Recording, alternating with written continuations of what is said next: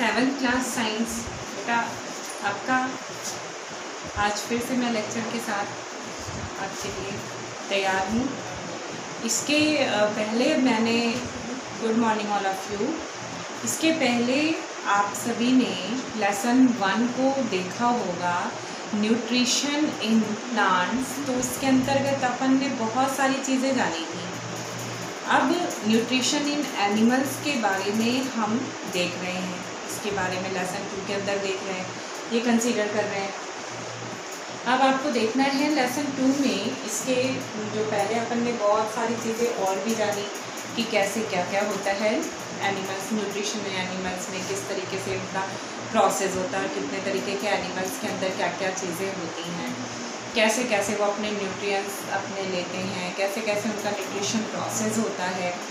तो अब यहाँ पर जो आपको अब देखना है वो नेचुरली अब आपका प्रोसेस जो चल रहा है वो आपका डाइजेशन इन ह्यूमन, यानी हमारे यानी कि डाइजेशन इन ह्यूमन बीइंग, यानी कि हमारे अंदर कैसे आपका डाइजेशन जो है होता है।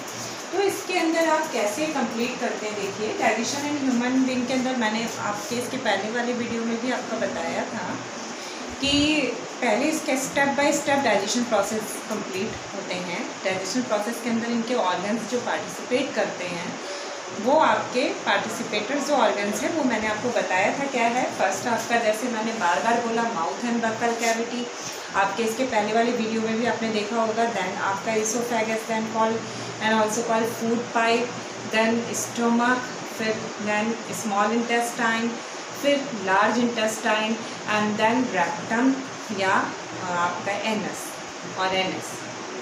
इन सब के अपने अपने ऑर्गन्स के सबके अलग अलग फंक्शंस हैं, उनके अंदर अलग अलग सिक्रेटेड पार्ट भी है, सिक्रेटेड उनके सिक्रेटेड जूसेस भी हैं जिनके नेम भी बताए थे मैंने आपको ये करके स्टेप बाय स्टेप। जैसे आप माउथ की बात करेंगे तो माउथ में आपने देखा था कि माउथ के अंदर टीथ का भी डिस्कशन किया गया था, क्योंकि बक्कल कैविटी है तो माउथ और बक्कल कैविटी दोनों इन्वॉल्व है। तो माउथ और बक्कल कैविटी जब दोनों इन्वॉल्व है तो टीथ तो आना ही आना है। सलाइवरी ग्लैंड से सलाइवा का सिक्रीशन होता है, ये सारी चीज़ें भी आपने देखी थी। तो माउथ के अंदर ये सारी चीज़ें, माउथ और बक्कल कैविटी के अंदर ये दोनों चीज़ें आपके इन्वॉल्व थी। तो ये ऐड आपको, यानी कि ये माउथ के अंदर आपको जानना था। इसी तरह से सेकेंड ऑप्शन जो आपका है इसोफेगस, उसको नॉर्मली इसका सेकेंड नेम फूड पाइप है। तो मैंने आपको बहुत बार बताया है, जो भी आपके 1-2 लेक्चर चल रहे हैं उनमें, कि oesophagus just sleeping potion of the body, इसका काम ही यही है, इसका फंक्शन ही यही है, स्लीपिंग देना, फूड को अपना यानी पास कराना। तो और पासेस कैसे, कहाँ जाना, passes into stomach through the oesophagus या through the food pipe into stomach. Stomach is a large area just like bag and shape in U. आप इसका अगर शेप की बात करें तो यू जैसा दिखता है, यू एंड बैग। उसके अंदर आपने देखा था सिक्रेटेड एरिया, जो सिक्रेटेड जूसेस भी, आपका डाइजेस्टिव जूसेस का भी सिक्रेशन होता है। देन आपने देखा एसिड्स का भी सिक्रेशन होता है, जो पूरी तरह से हेल्प करते हैं डाइजेस्शन में। एक तरीके से पूरी तरह से इन्वॉल्वमेंट है उसमें सभी चीज़ों का। तो यहाँ इसके बाद बेटा आपका स्मॉल इंटेस्टाइन चल रहा था। एक्चुअली क्या इसमें डिटेलिक है, इसमें हर एक चीज़ आपकी डिटेल में दी हुई है, तो आपको डिटेल में ही जानना है। इसलिए थोड़ा सा ये लॉन्ग है पार्ट, लेकिन आपको जानना पड़ेगा क्योंकि आपके कोर्स में है, क्योंकि डिटेल है तो डिटेल जानना है। Then absorption in the small intestine. Small intestine के आपके बारे, इसके बारे में आपका लास्ट वीडियो इसके पहले जो गया होगा उसमें मैंने डिस्कस कर लिया होगा। स्मॉल इंटेस्टाइन जस्ट लाइक 7.5 आपका के मीटर लॉन्ग होता है, आपने देखा होगा। इसमें ये भी लिखा था आपने कि स्मॉल इंटेस्टाइन में आपका कैसे इसका यानी किस तरह से कनेक्टेड होता है, ये किस तरह से एक तरीके से यानी कि क्वाइल्ड जैसा दिखता है, मुड़ा हुआ दिखता है ये, और किससे कनेक्ट होता है। तो एक तो अगर अपर एंड से देखा जाए तो जस्ट आपका एक तरीके से स्टोमक से लगा हुआ, एंड अगर इसका एंड देखा जाए तो वो उधर नेक्स्ट एंड जो है वो आपका अदर यानी लास्ट एंड वो आपका जो है लार्ज इंटेस्टाइन से कनेक्टेड है। तो इस तरीके से अगर आप देखें तो ये आपका कनेक्टेड एरिया, लेकिन स्मॉल इंटेस्टाइन में भी काफ़ी चीज़ें इन्वॉल्व हैं। स्मॉल इंटेस्टाइन के अंदर मैंने आपको बताया था बाइल जूसेस का सिक्रेशन होता है by the liver and by the pancreas gland juices का सिक्रेशन होता है पैनक्रियाटिक जूसेस। तो पैनक्रियाज जो ग्लैंड है उससे पैनक्रियाटिक जूसेस का सिक्रेशन है, और लीवर जो ग्लैंड है उससे आपका बाइल जूसेस का सिक्रेशन है। दोनों सिक्रेशन हेल्प करता है डाइजेशन में, एंड दोनों सिक्रेशन का आपका इन्वॉल्वमेंट जो होता है, दोनों सिक्रेशन जो आपका यानी सिक्रेट होता है वो आपका स्मॉल इंटेस्टाइन के एरिया के अंतर्गत ही आपको जानना होता है। तो स्मॉल इंटेस्टाइन के अंदर आपने देखा स्पेशल पार्ट होता है, तो इसके अंदर आपने ये भी देखा कि वो येलोइश यानी क्रीमी जस्ट आपका जो ग्लैंड है वो आपका पैनक्रियाज वो हल्का लाइट येलो भी बोलते हैं या क्रीम बोल सकते हैं, उसको रेडिश ब्राउन आपका कलर का होता है। लीवर की बात करें तो जस्ट ये सभी चीज़ें आपने पढ़ी आज के वीडियो में, फिर मैंने इसको रिपीट किया। अब आज का टॉपिक है आपका observation in the small intestine. Observation in the small intestine, इसके अंतर्गत आपको बेटा पढ़ना है the surface of the villi absorb substances are transported via the blood vessels to different organs of the body। या आप नोटबुक में अपने नोट डाउन करेंगे क्योंकि सेलेक्टेड पार्ट मैंने लिखे हुए हैं हेडिंग आपकी बना के, और आपका एक तरीके से नोट है ये, तो वो आपको नोट डाउन करना है अपने नोटबुक के अंदर। तो ये ज़रूर लिखें बेटा क्योंकि आपका एक तरीके से हेल्प करेगा उसके बारे में। जो जो इम्पोर्टेंट लाइन है जो क्लेरिफाई कर रही है वही चीज़ें मैंने लिखी हैं। तो आप देखें इसके अंदर फिर से रिपीट करते हैं the surface of the villi, यानी कि जो विलाई का सरफेस है, जो मैंने आपको लास्ट वीडियो के अंदर जो डिस्कशन किया था ना, विलाई होता है ऐसा finger, just finger like structure presence in इस एरियाज। तो जस्ट विलाई आपका वो इंटेस्टाइन के अंदर होता है finger like structure. Just function of the villi is observation of, यानी आप इस तरह से भी मान सकते हैं ऑफ नेसेसरी प्रोडक्ट, या आप कह सकते हैं कि जो आपका ऑब्जर्वेशन है the important material for the body. तो इसमें इसके अंदर देखिए वही लाइन मैंने डिस्क्राइब की है कि the surface of the villi absorb substances, यानी एब्जॉर्ब करता है जो विलाई का आपका सरफेस है वो एब्जॉर्ब करता है सब्सटेंसेस को। आर ट्रांसपोर्टेड, यानी ट्रांसपोर्ट करता है via the blood vessels to different organs of the body, यानी ट्रांसपोर्ट करता है वाया द ब्लड वेजल्स को to different organs of the body, यानी कि आपका जो है ट्रांसपोर्ट करता है ब्लड वेजल्स को। ब्लड वेजल्स होल ऑर्गन जो आपका होल बॉडी का ऑर्गन्स है वहाँ तक उसको पहुँचाता है। तो कहने का मतलब है कि ब्लड वेजल से different organs of the body ये आपका पहुँचता है, जो कि इसका ऑब्जर्वेंट जो प्रोडक्ट होता है through the villi and the where they are used to build complex substances, जहाँ पर ये यूज़ किए जाता है, जो भी ऑब्जर्व किया है वो आखिर कहाँ यूज़ होता है, देन यूज़ करा जाता है। They are used to build complex substances such as protein required by the body, यानी कि ये प्रोटीन को बनाने के लिए जो प्रोटीन रिक्वायरमेंट करता है बॉडी के लिए उसको ये बिल्ड करता है। जस्ट लाइक कॉम्प्लेक्स स्ट्रक्चर ये तैयार करता है, तो कॉम्प्लेक्स मटेरियल तैयार करता है प्रोटीन, क्योंकि प्रोटीन एक कॉम्प्लेक्स कंपाउंड है। एंड प्रोटीन का सिंपल कंपाउंड अगर आपका कनेक्टेड हो तो आप ऐसे भी बोल सकते हैं प्रोटीन का फैटी एसिड एंड अमोनो, फैट का फैटी है जैसे, तो वो प्रोटीन के अमीनो एसिड है। उसी तरह से आपका ये चीज़ बतानी पड़ेगी कि transported by the blood vessels to different organs of the body where they are used to build complex substances such as protein required by the body. This is called assimilation. Assimilation process is very important part of digestion.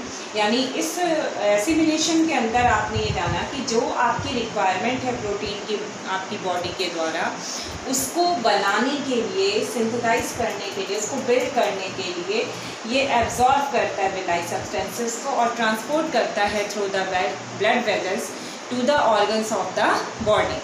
तो ये आपका important part है। Then बेटा next आ जाइए, इतना सारा यानी observation in the small intestine के अंदर आपको ये सारी चीज़ें जाननी है। एंड देन लार्ज इंटेस्टाइन की बात करेंगे आप, तो लार्ज इंटेस्टाइन में अगर आप देखेंगे तो लार्ज इंटेस्टाइन का एरिया क्या है, ये देखिए इसमें आप कहेंगे this is wider and shorter than small intestine. ये स्मॉल इंटेस्टाइन के कंपैरिजन में छोटा और चौड़ा होता है, चपटा यानी मतलब चौड़ा होता है, इसकी चौड़ाई ज़्यादा है। देन लार्ज इंटेस्टाइन को इंट्रोड्यूस करने के लिए लाइन लिखेंगे कि this is wider and shorter than small intestine and it is about 1.5 metre in length, यानी कि ये चौड़ा और छोटा होता है comparison than small intestine and it is about 1.5 metre in length. ये लगभग 1.5 मीटर ये आपका लंबाई में होता है।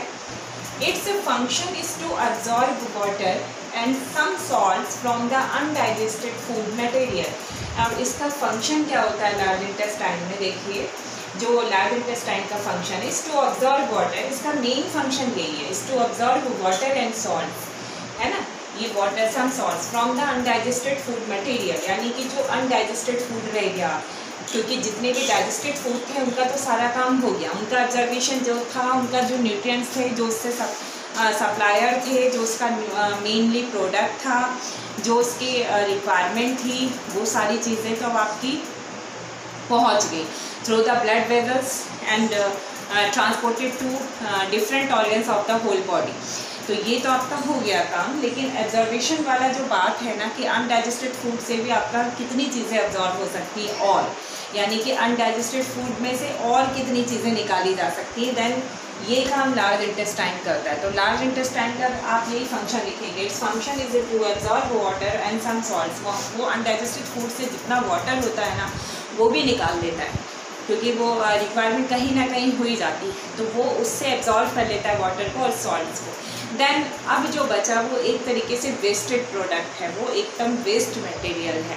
तो अनडाइजेस्टेड फूड से भी वो अपना वाटर और सॉल्ट्स को अपना जो यानी एब्जॉर्वेशन जो प्रोसेस है वो लार्ज इंटेस्टाइन के अंदर होता है, और यही उसका फंक्शन है।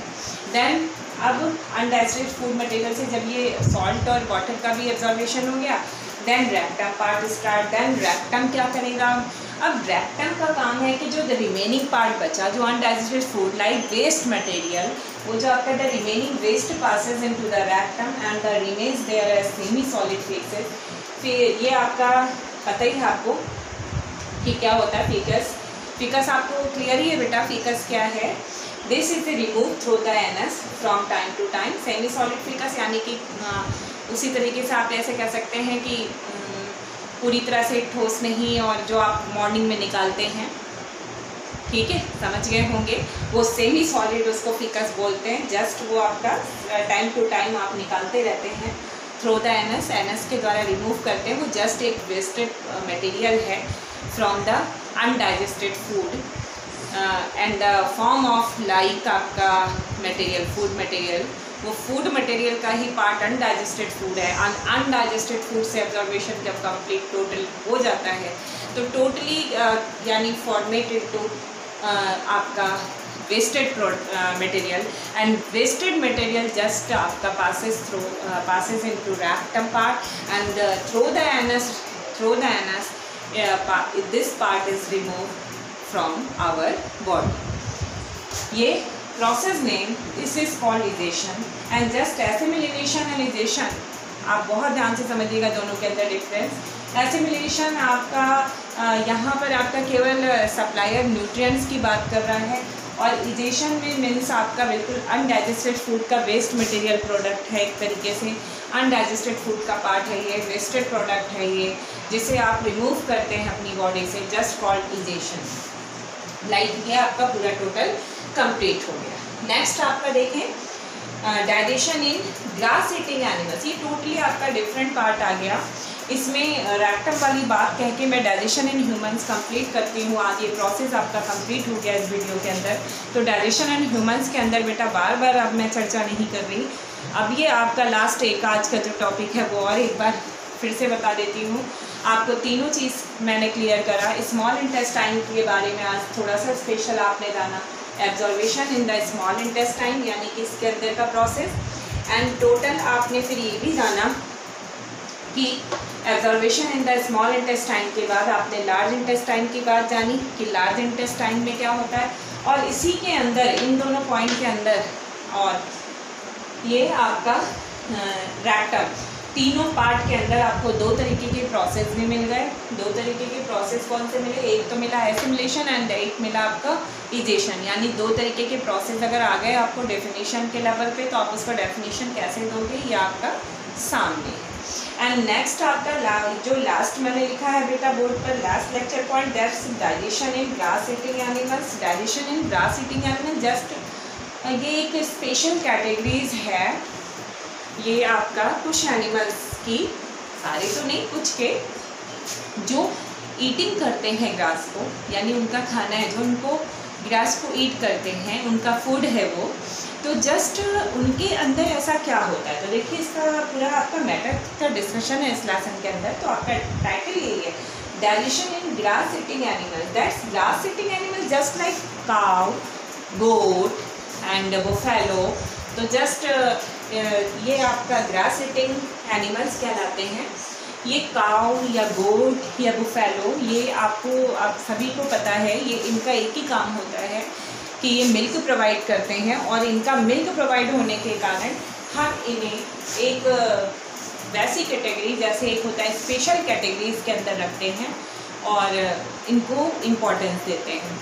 उन्हीं के बारे में जानना है कि आखिर उनके अंदर ऐसा क्या है कि वो ग्रास को ईट करते हैं और उसे डाइजेस्ट भी कर देते हैं। देन ईटिंग ग्रास डाइजेशन का प्रोसेस क्या है, वो ईटिंग ग्रास अगर करते हैं तो उसको डाइजेस्ट कैसे करते हैं। तो जस्ट एक process in this process, starting to in this process, in this type animal they quickly swallow the grass and store in the stomach called rumen।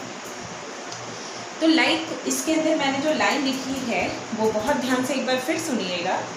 In this type animals they quickly swallow the grass and store in stomach called rumen। यानी ये जो grass eating animals हैं, ये इस तरह के animals के अंदर दे क्विकली swallow the grass, ये जो है ग्रास को तुरंत खाते हैं और ये खाकर उसको अपने अंदर स्टोर करते हैं। देखा होगा आपने, ये ग्रास को ऐसे लिया, चबाया, और कभी कभी तो ऐसे करके फटाफट फटाफट फटाफट अपने अंदर लेते रहते हैं चबाने के दौरान, तो च्यूइंग करके, तो ये अपने अंदर स्टोर कर लेते हैं पहले। सैक लाइक स्ट्रक्चर इनके अंदर होता है, उसी को कहते हैं रूमेन। तो ये सैक लाइक स्ट्रक्चर होता क्या है, जो आपका स्टमक है और इसोफेगस है, जस्ट इसोफेगस और स्टमक का बीच का होता है एक ऐसा बैग जैसा, उसके अंदर ये सैक लाइक स्ट्रक्चर बोल सकते हो। सैक लाइक स्ट्रक्चर इसके अंदर पाया जाता है, जिसके अंदर ये टोटल स्टोर करता रहता है। वो सैक लाइक स्ट्रक्चर को बोलते हैं rumen. And in this type of animal called ruminants and process name rumination. तो एक बार फिर से मैं बोलती हूँ कि क्या है ये, that's digestion in grass eating animals. In this type animals they quickly swallow the grass and store in stomach called rumen. यानी इस तरह की जो ग्रास ईटिंग एनिमल्स हैं वो लाइक काउ, बुफेलो एंड गोट, इनके अंदर सैक लाइक स्ट्रक्चर आपका फॉर्म पाया जाता है, सैक लाइक स्ट्रक्चर देखा जाता है इसोफेगस एंड स्टमक के बीच में, just like sac like structure called rumen. And this type of animal called ruminants and this process name is rumination. That's ये आपका इम्पॉर्टेंट कैटेगरीज है बेटा डाइजेशन, यानी in digestion in grass eating animals की। Actually grass के अंदर highly amount में cellulose होता है। सेलुलोज आपको पता है कि क्या है, वो आपका कार्बोहाइड्रेट का सिंपल फॉर्म्स है। तो सेलुलोज का डाइजेशन करना पॉसिबल इतना नहीं है, वो जस्ट लाइक एक बार बार तरीके से उसको करना पड़ता है, जैसे वो मुंह में अपने अंदर अपना बार बार सामने लाते हैं, उसको ऐसा गोल सा करके फिर उसको चबाते रहते हैं, बार बार च्यूइंग करते हुए दिखते हैं। ये काउ, बुफेलो एंड गोट जो भी हैं, ये अपने वो जो सैक लाइक स्ट्रक्चर में स्टोर किए ना, वहाँ से ला ला के ये बार बार मुंह में इसको चबाते रहते हैं। तो जस्ट ये इस तरह से डाइजेस्ट करते हैं। क्यों? क्योंकि ग्रास में मच यानी हाईली अमाउंट ऑफ सेलुलोज आपका वहाँ पर प्रेजेंस होता है। And cellulose just forms of carbohydrate या कैटेगरीज ऑफ कार्बोहाइड्रेट, तो उसका डाइजेशन आसान नहीं है। उसके लिए बार बार ऐसा गोल गोल ऐसा अपना स्टोर किए से ला के मुँह में आगे ऐसा गोल गोल सा करके और राउंड च्यूइंग करते रहते हैं, जिससे कि वो आराम से डाइजेस्ट हो जाए। ये जो है सेलुलोज का जो डाइजेशन है ये ह्यूमन बीइंग में पॉसिबल नहीं है, क्योंकि ह्यूमन बीइंग में रुमेन नामक स्ट्रक्चर नहीं है। जस्ट आपका ये केवल रूमिनेंट्स के अंदर ही देखा जाता है, और रूमिनेंट्स के अंदर ये रूमिनेशन प्रोसेस के द्वारा ये केवल डिपेंड है रूमेन पार्ट पर। तो रूमिनेशन प्रोसेस तभी कंप्लीट होता है and totally depend on the rumen, totally depend on the rumen, and the process complete is rumination and called animals ruminants, and just depend on the grass eating food and in the presence which यानी कि इनके अंदर जो होता है यानी in the presence of cellulose, just digest cellulose by the rumination process। तो ये आपका ह्यूमन बीइंग के अंदर नहीं है, इसमें आपका पॉसिबल, क्योंकि वो सेलुलोज का डाइजेशन नहीं कर पाएगा, क्योंकि आप उसके अंदर रूमेन स्ट्रक्चर नहीं है। तो रूमिनेशन नहीं है, रूमिनेशन प्रोसेस नहीं है, तो वो सवाल ही नहीं उठता कि वो आपका रूमिनेंट्स होगा। तो केवल रूमिनेंट्स एनिमल्स होता है एंड जस्ट वो एनिमल्स ग्रास ईटिंग एनिमल्स होगा। तो आज के वीडियो में इतना ही। नेक्स्ट वीडियो में नेक्स्ट पार्ट के साथ फिर से मिलता हूँ। तो बाय।